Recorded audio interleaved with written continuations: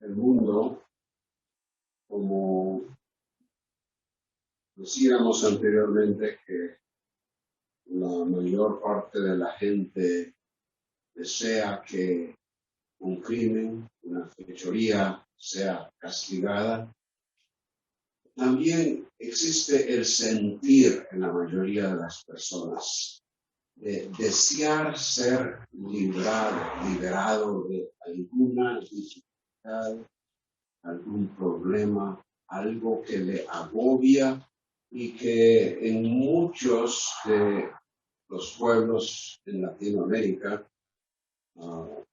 se expresa en el sentido de, por ejemplo, ser librado de la pobreza, librado de las limitaciones, librado de los impedimentos para salir adelante y progresar. Bueno, Israel también se sintió agobiada por la mayoría de ese tiempo que nos relata la Biblia. Y aún durante los siglos después del comienzo de la iglesia, del primer siglo y todos los demás que siguieron, porque en el año 70, por segunda vez, Jerusalén fue destruida, en esta ocasión por los romanos. Y los judíos no pudieron regresar a establecerse como nación en esa región hasta, como ya hemos dicho en varias ocasiones, ustedes saben, en mayo de 1948. En este pasaje que tenemos en los versículos 17 al 21, se nos habla de la liberación final y por lo tanto la victoria que Israel tendrá de una vez por todas contra sus enemigos. Todo eso dentro del contexto de lo que ya mencionamos previamente, el día de Yahweh, pero aquí proyectándose a tiempos que desde nuestro punto de vista todavía no se han llevado a cabo, pero que cuando lo escucharon los judíos que creyeron, esperaban que se pudiera llevar a cabo relativamente pronto. En resumen, la liberación de Israel la realizará Yahweh en Sion e involucrará lo espiritual y lo político. La nación que sufrió cautiverio en el pasado será fortalecida para derrotar a sus enemigos y favorecida al ser restaurada a los antiguos territorios cuando Yahweh establezca su reino y ejerza autoridad sobre todas las naciones. En lo que se refiere a la aplicación, solo hay verdadera liberación en la salvación y aceptación que Dios provee para los que, aunque separados de Él en el pasado, ahora en el lugar de bendición puedan experimentar su autoridad y presencia en el reino. En el versículo 17, noten la primera palabra. Pero, lo cual, ya hemos dicho anteriormente, introduce un contraste. Porque en el último versículo que vimos anteriormente, hablaba de lo que habría de suceder a Edom en términos de retribución, la forma en que ella había celebrado la caída de Judá, la destrucción de Jerusalén, así otras naciones celebrarían la caída de Edom cuando el Señor la llevase a cabo. Pero, contraste,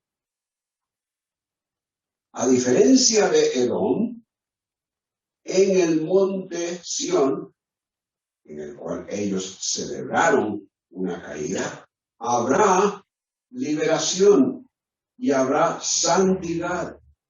Y ellos, obviamente, ellos tienen una referencia a los habitantes de Jerusalén, los de Sión, los que serán restaurados, ellos poseerán, es decir, los de la casa de Jacob, sus posesiones. En principio, solo hay liberación y aceptación ante Dios en la forma establecida por Él. Mientras que los primeros 16 versículos declaran a Edom que la seguridad que ellos piensan tener es totalmente falsa y que más bien el Señor con certeza les traerá retribución. Esta última parte, estos últimos 4 o 5 versículos, si bien es cierto que está a oídos de Edom, porque la profecía es para ellos, se les expresa a ellos y a los judíos mismos que la situación será diferente, que el Señor bendecirá a la descendencia de Jacob en contraste a la descendencia de Esaú. Este versículo, como dijimos, presenta un contraste entre el ambiente de lo último que vimos en la hora previa y ahora lo que se va a introducir.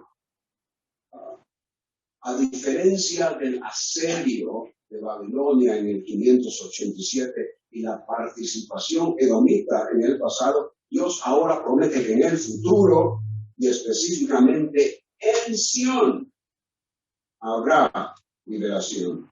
Y además de liberación, es decir, libertad, que ya no estarán bajo el dominio, la autoridad, la opresión de otras naciones. Además de esa liberación, dice, habrá santidad.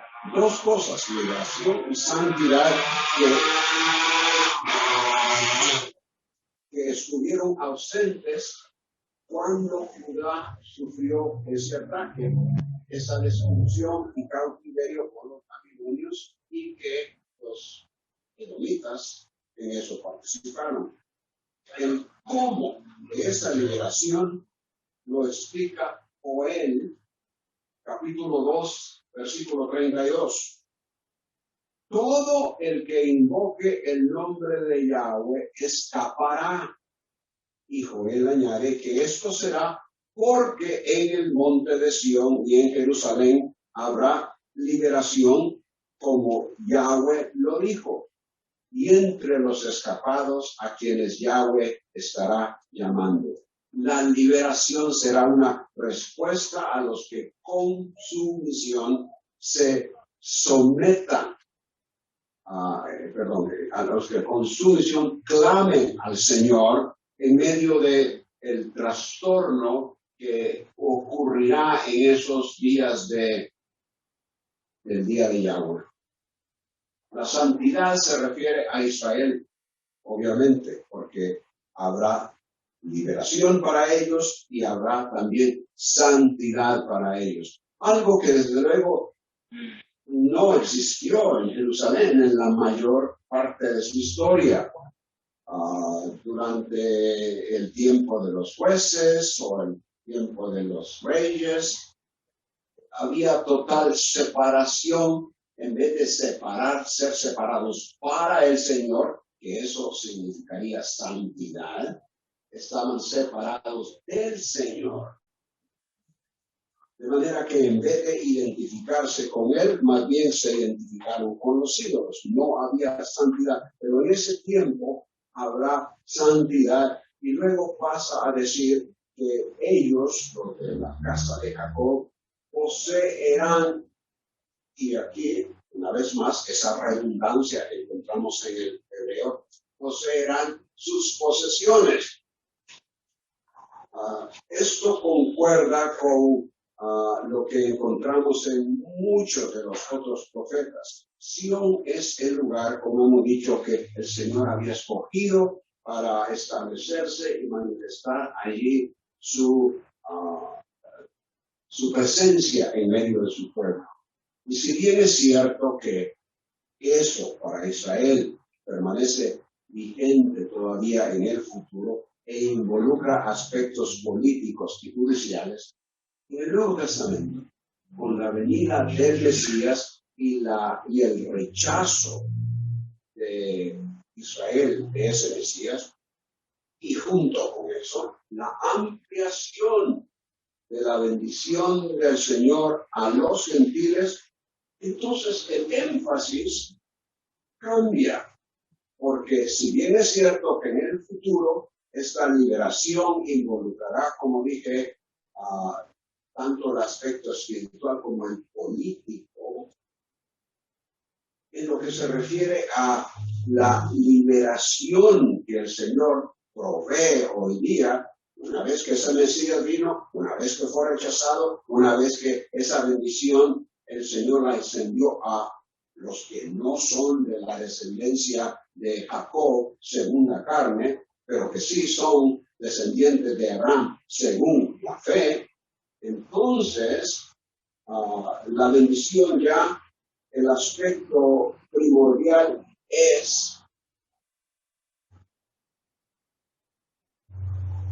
lo espiritual, salvación espiritual, no liberación de un sistema político, de la opresión de una nación, sino que liberación de la paga del pecado.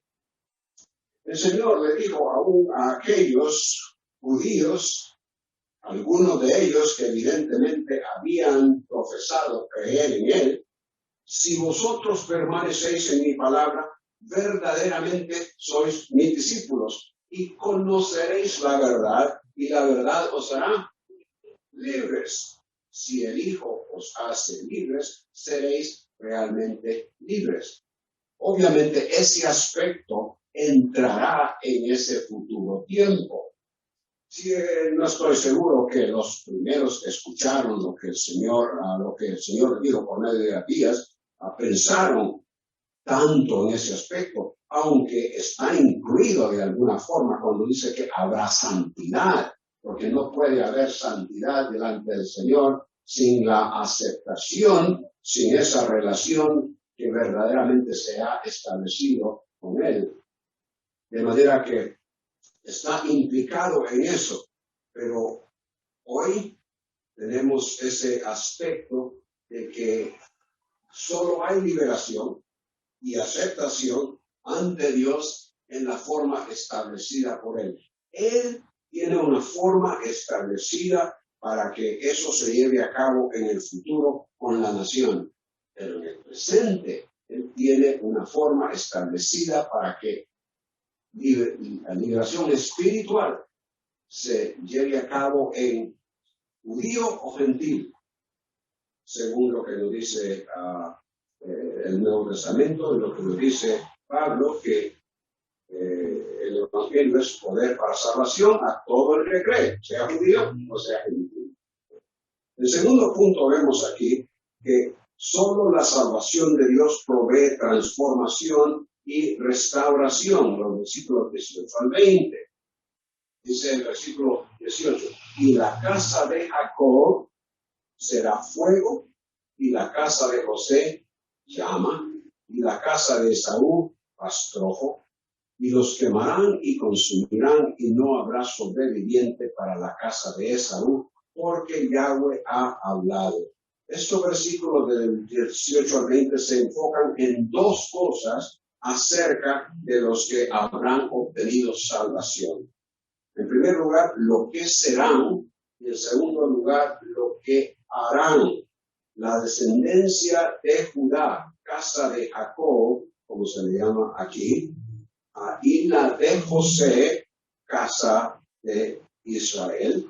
Como ustedes saben, al reino del norte, muchas veces en el Antiguo Testamento se le llama Efraín. Y la razón es porque José, uno de los hijos de José, es Efraín.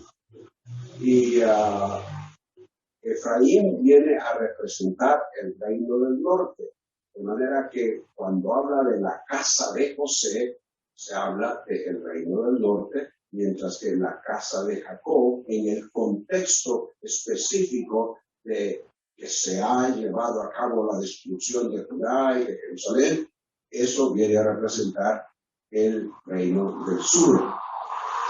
Bueno, estas casas se unirán cuando ambas hayan pasado por una gran transformación. Ambas, Israel y Judá, fueron víctimas asediadas por el poder de naciones extranjeras, incluyendo Babilonia y Edom. Pero ahora la casa de Jacob será fuego y la casa de José, que se refiere, como dije, al reino del norte, o Israel, será llama. La mención de la presencia y actividad de ambas ramas de Israel en un futuro, creo que es una clara indicación que habrá una restauración, no solo de Judá, no solo de los que sufrieron esa muerte, destrucción y cautiverio bajo los babilonios, sino de las otras tribus que fueron exiliadas en 722 a.C. por el poder asirio. La restauración conducirá a una reunificación, bajo un solo pastor. Eso lo pueden encontrar en Ezequiel, capítulo 7, versículos 15 al 19 y luego el versículo 22. Entonces, las figuras, repito, si no lo captaron, Ezequiel 7, 15 al 19 y 22. Las figuras fuego y llama que describen a Jacob y a José dan a entender cuán irresistible fuerza será para ellos cuán irresistible fuerza será juntos al confrontar a sus enemigos. A Esaú o Edom, que es el objeto principal de la profecía de Abías, se le describe como totalmente impotente e incapaz de resistir el poder destructor de Israel, siendo ellos el rastrojo, la casa de Esaú, rastrojo. Pues sabemos que el pasto seco con facilidad agarra fuego. Solo hay que tirar un cerillo, o mucha gente tira un cigarrillo todavía encendido, ¿y qué sucede? Ahí va. Y esa es la figura que se nos presenta aquí. Comienza ese fuego, se convierte en llama, una gran llamarada, un incendio, y ese rastrojo, ese pasto seco desaparece. Y eso es lo que el Señor dice que será para Esaú esa fuerza irresistible de parte de estas dos casas, ya una vez más juntas. La destrucción de los descendientes de Esaú sería total y se realizaría a mano de Israel, cuya acción será, como he dicho, un fuego que los producirá a escombros y ceniza.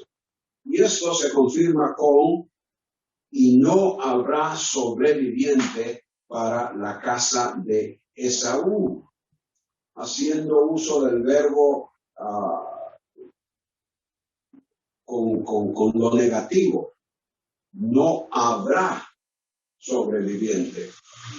Un contraste adicional se detecta con el uso de esa palabra sobreviviente.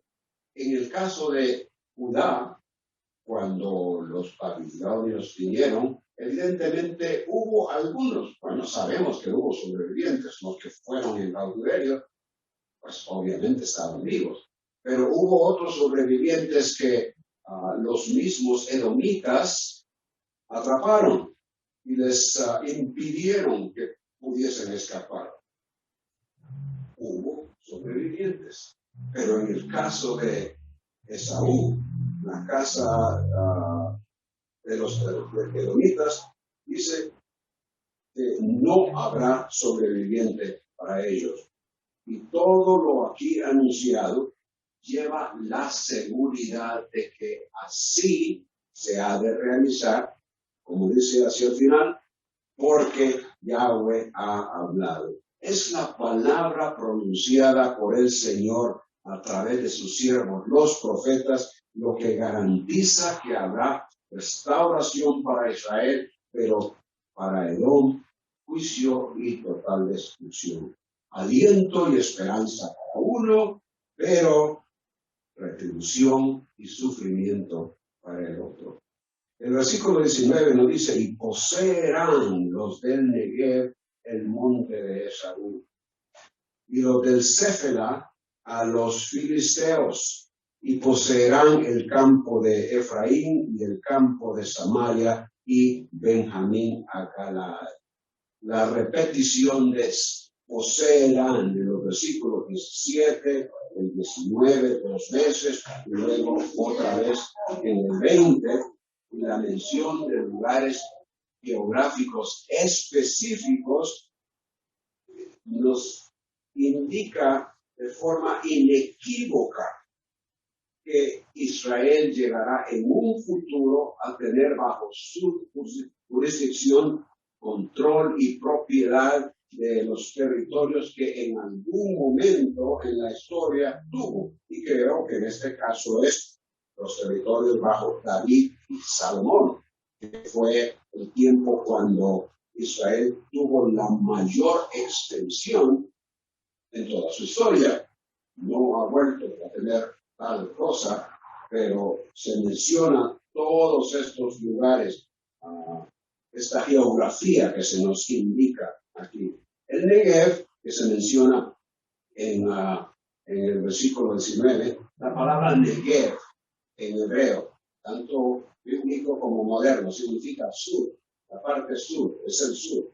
Es el área desde el sur de Beerseba hasta las montañas del Sinaí, y que David controló después de derrotar a los amalecitas. Primera de Samuel, capítulo 30, versículo 1, versículos 13 al 18 y 26 al 31. Una vez más, primera de Samuel 31, 13 al 18 y 26, 31. Y la indicación es que los israelitas presentes en esa área incursarán hacia el oriente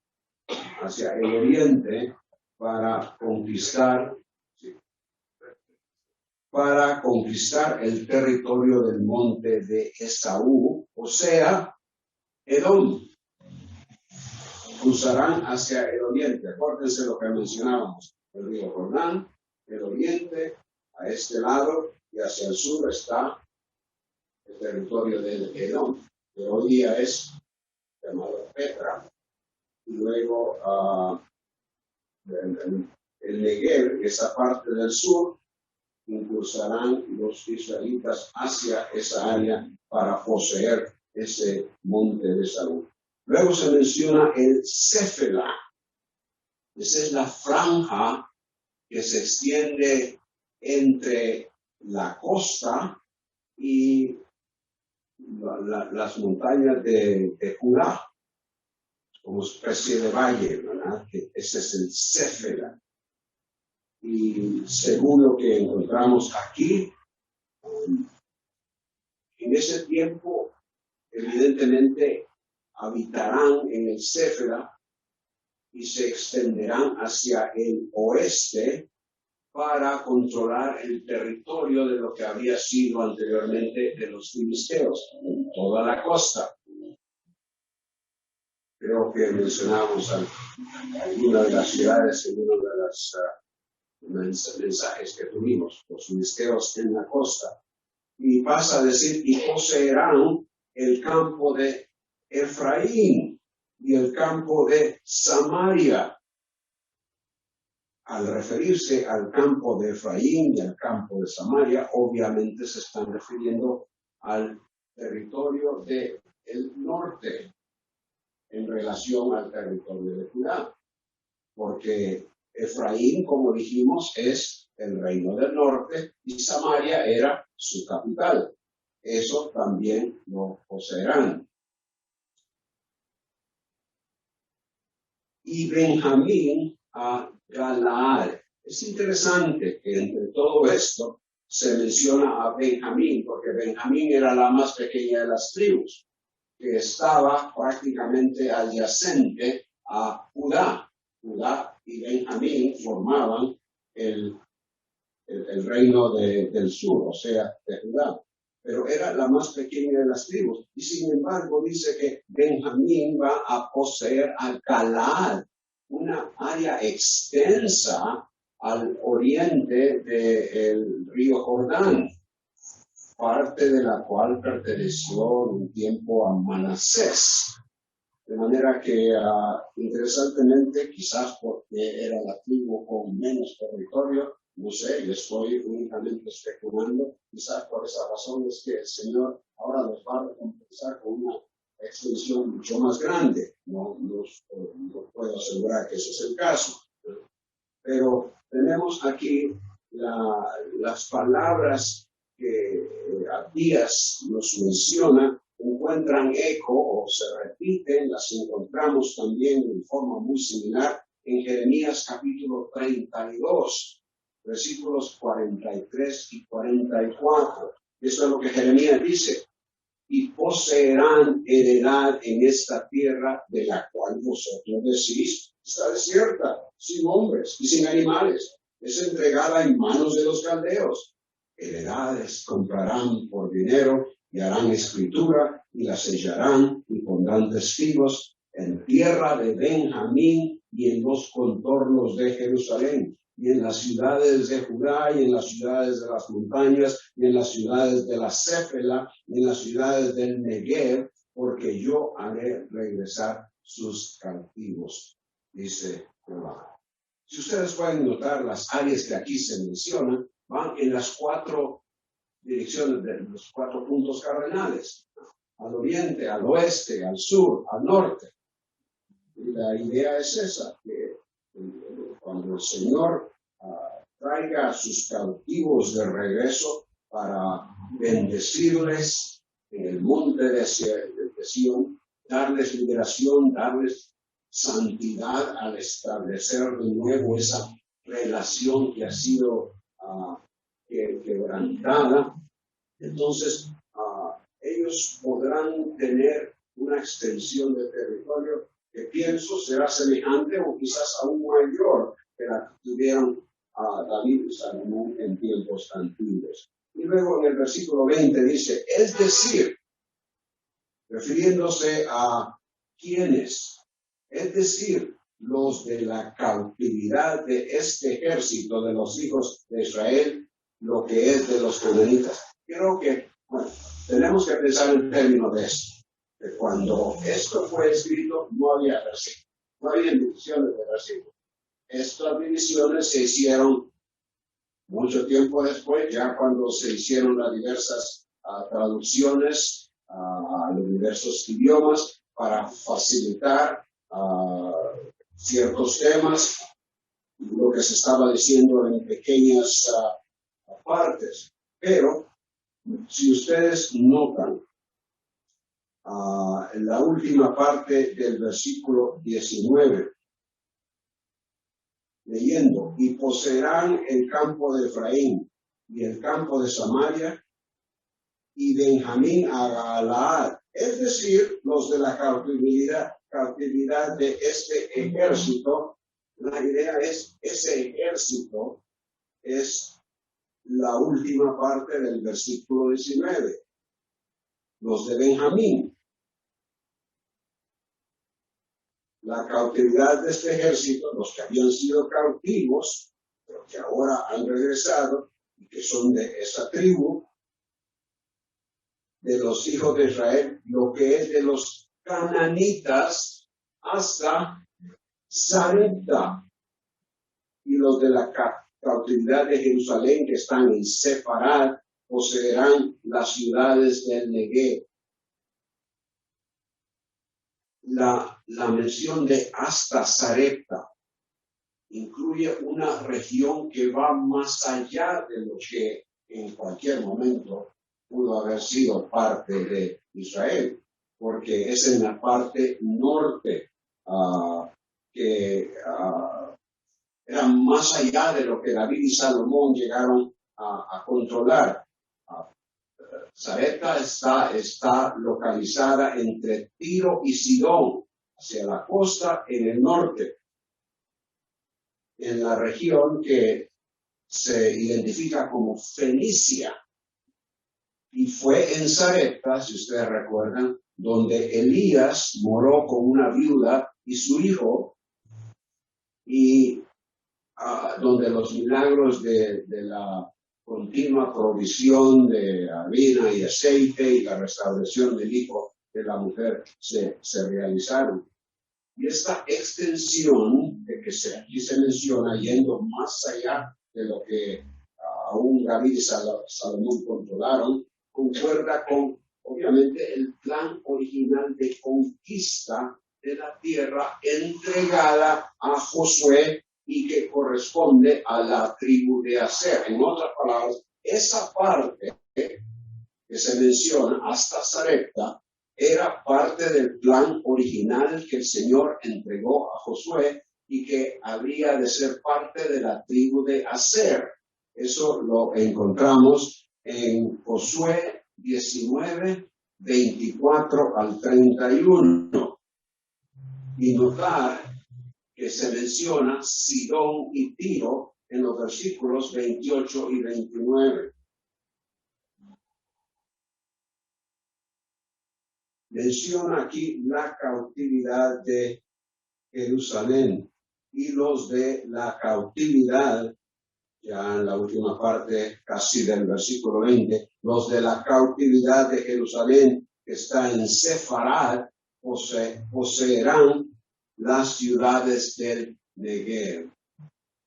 Los que habrán regresado de la cautividad de esa área denominada Sefarad, dice que ellos poseerán también parte del sur. Ahora, el gran problema es saber qué es Sefarad. Una de las cosas que más se ha popularizado es que Sefarad se refiere a España. Ustedes saben cómo se le llaman a los judíos que proceden de España: sefarditas.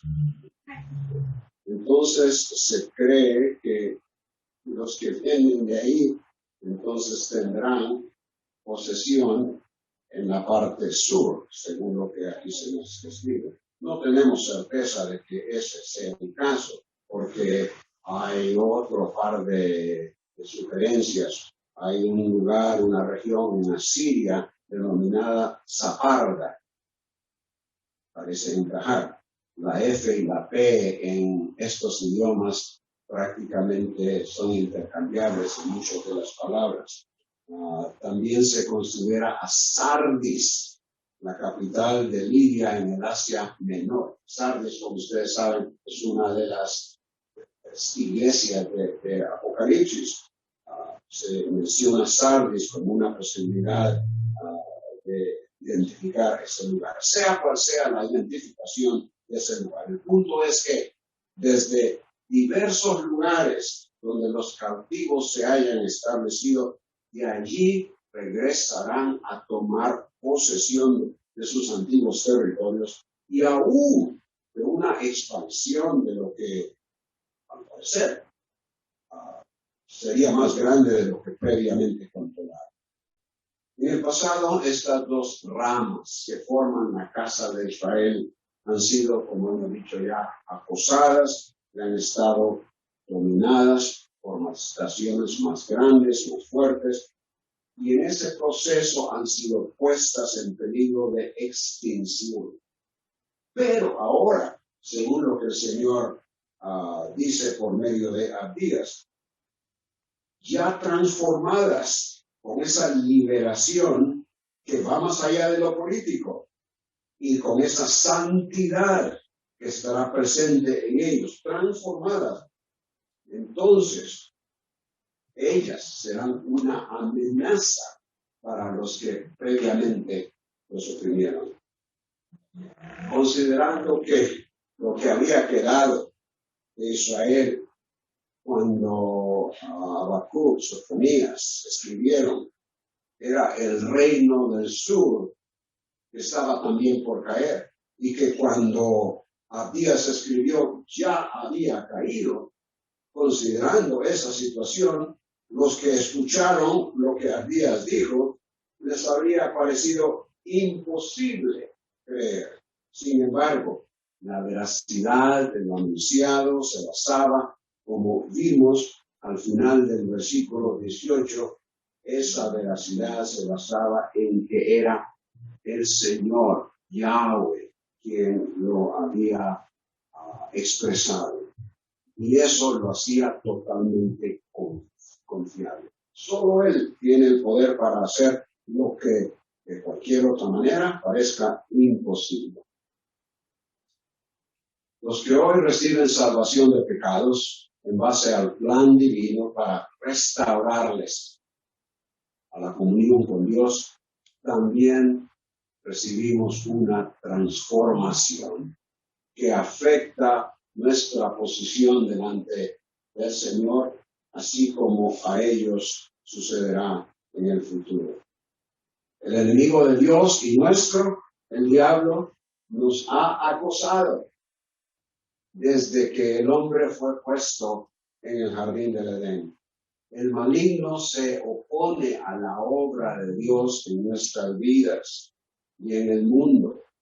El sistema que prevalece en la mentalidad está bajo su poder. Su afán es atacar a los creyentes, desacreditar su testimonio y causarles daño. Pero el Espíritu Santo, el Espíritu que el Señor ha usado para producir una transformación en los que nos acercamos al Señor Jesús para perdón de los pecados, es el que hace la obra en nosotros. En Él recibimos protección, como dice en segunda de Tesalonicenses, de los hombres perversos y del maligno. Mientras que a Israel se le ha prometido esto para el futuro, para combatir a sus enemigos, la fortaleza del creyente hoy es espiritual. Nuestra victoria no es ni personal, no es ni política, ni social, ni ninguna otro aspecto, aparte de lo que significa lo espiritual. Una victoria sobre el pecado y la paga del pecado. Nos aguarda entonces esa final y definitiva transformación para transformar verdaderamente todo esto en la grandeza y bendición que ha de perdurar por los siglos de los siglos. Indudablemente, solo la salvación que Dios provee, sea para nosotros en el presente o para Israel en el futuro, solo la salvación que Dios provee, no importa el tiempo cuando sea, puede efectuar transformación y restauración.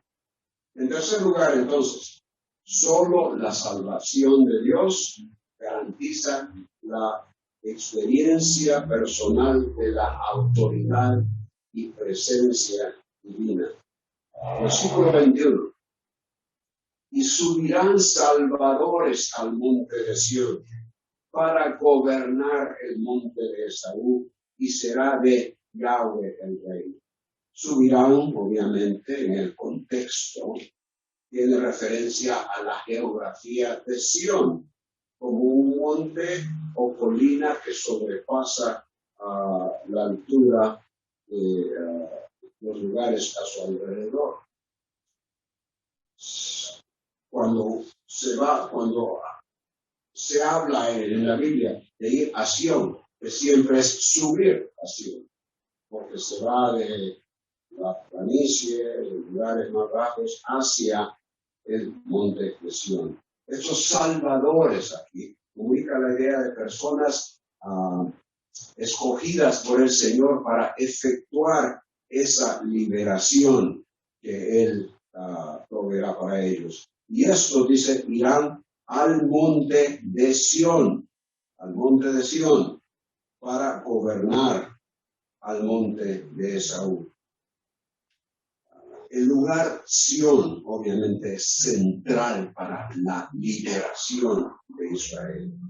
Desde allí, ellos, estos salvadores, desarrollarán sus misiones delegadas por el Señor para gobernar el monte de Esaú. De manera que es desde allí, de ese lugar de Sión, de Jerusalén, de donde se administrará el resto de aquellos que sean obviamente parte del reino.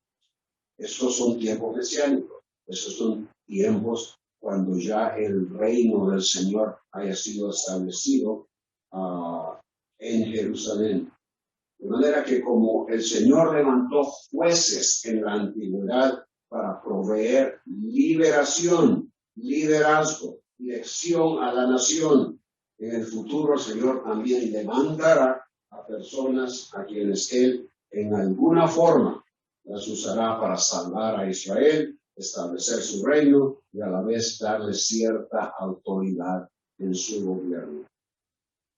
Y esa administración gubernamental no es únicamente para Edom, aunque Edom obviamente ocupa el lugar central en la profecía de Abías, sino que para toda la nación, y para la nación de Israel y para toda nación que al someterse al Mesías de Israel será ahora parte de los que gozarán de las bendiciones que Él impartirá sobre la tierra. Noten cómo dice ahí al final, y será de Yahweh el reino. Ya no está hablando exclusivamente acerca de solo Sión, solo Edom.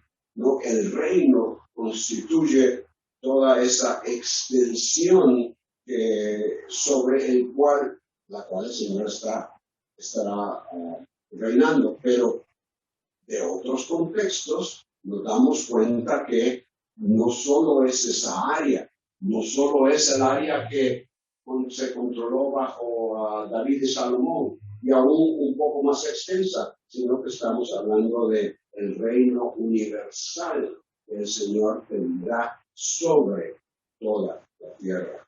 Eso es una afirmación, que Él tendrá toda autoridad, absoluto control, que será visible y eficaz y a la vez reconocido por todo habitante de la tierra en toda forma de gobierno, administración.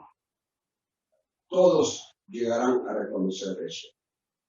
De manera que no solo Israel como pueblo que será salvado y convertido, y eso lo podemos ver detalles de eso de que Israel será salvo, convertido. Jeremías capítulo 31, el capítulo donde encontramos la instrucción acerca del nuevo pacto, versículos 17 al 20, versículo 33.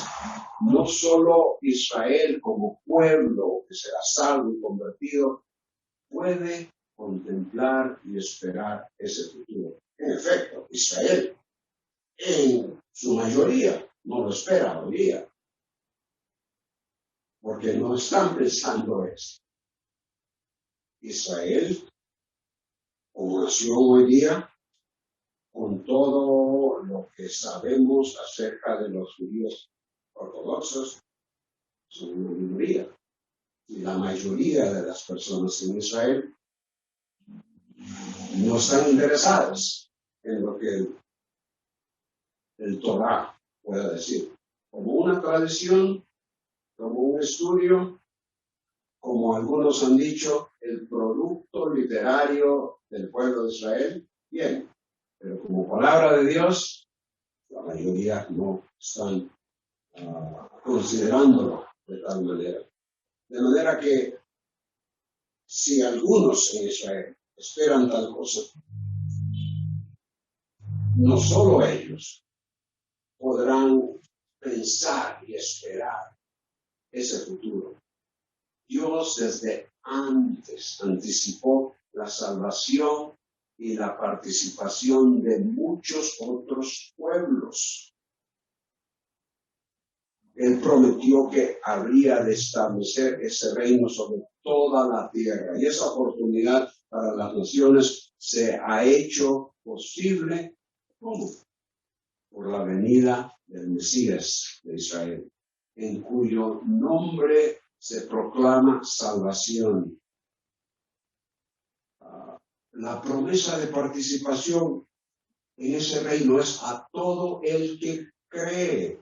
Y será cuando ese reino se establezca que habrá un reconocimiento del Dios de Jacob como el único y verdadero Dios, quien en la persona del Mesías reinará y a quien toda persona se someterá.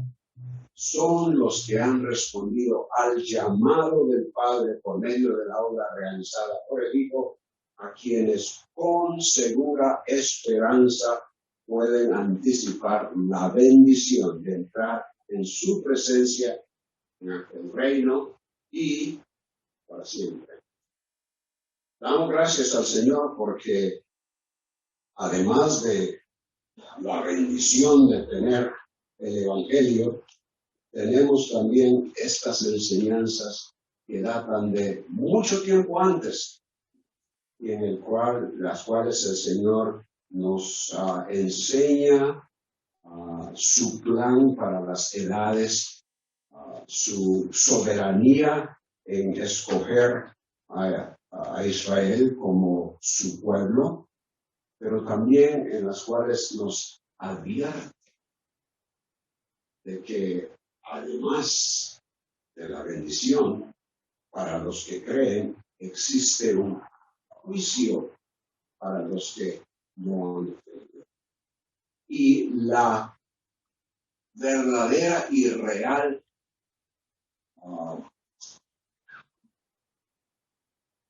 no posibilidad, más que una posibilidad, pero la realidad de que para aquellos que crean habrá entonces esa restauración. Gracias a Dios porque los que aquí estamos hemos sido restaurados espiritualmente y habrá un momento cuando nuestra restauración, la totalidad de nuestra salvación sea manifestada en la presencia del Señor. Oremos. Padre, una vez más, no podemos dejar de alabarte, no podemos dejar de maravillarnos de que tú, en tu gran sabiduría, en tu gran misericordia, nos hayas escogido para ser tus hijos. Damos gracias, Padre, que tú tienes planes eternos que en determinado momento se realizarán para bendición a muchos, pero que también para muchos otros son planes que indican juicio, perdición eterna.